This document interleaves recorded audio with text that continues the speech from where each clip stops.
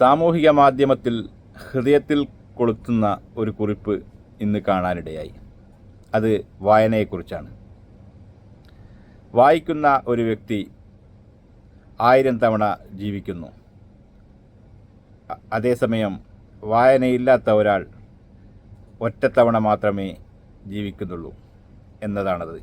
എഴുത്തുകാരൻ വരഞ്ഞിടുന്ന അക്ഷരങ്ങളിലൂടെ യാത്ര ചെയ്യുമ്പോൾ കഥാപാത്രത്തിൻ്റെ സന്തോഷങ്ങളും സങ്കടങ്ങളും പ്രയാസങ്ങളും പ്രതിസന്ധികളും വായനക്കാരൻ്റേതു കൂടിയാവുന്ന ഒരത്ഭുതം സംഭവിക്കുന്നുണ്ട്.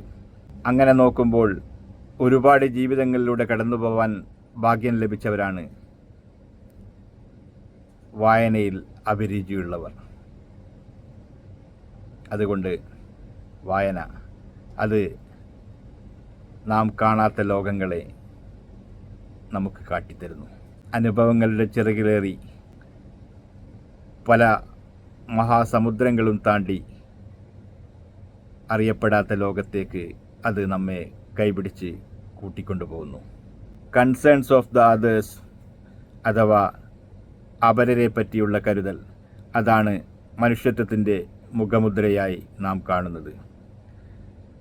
സാങ്കല്പിക സൃഷ്ടിയാണെന്നറിഞ്ഞുകൊണ്ട് തന്നെ കഥാപാത്രത്തിൻ്റെ വേദനകൾ നമ്മുടേതു കൂടിയാവുന്ന, അല്ലെങ്കിൽ ആ സങ്കല്പിക കഥാപാത്രത്തിന് വേണ്ടി ഒരിറ്റ് കണ്ണീർ വാർക്കുന്ന അവസ്ഥയിലേക്ക് നാം എത്തിച്ചേരുമ്പോൾ നാം അലിവുള്ള, നിറവുള്ള നല്ല മനുഷ്യരാകുന്നു.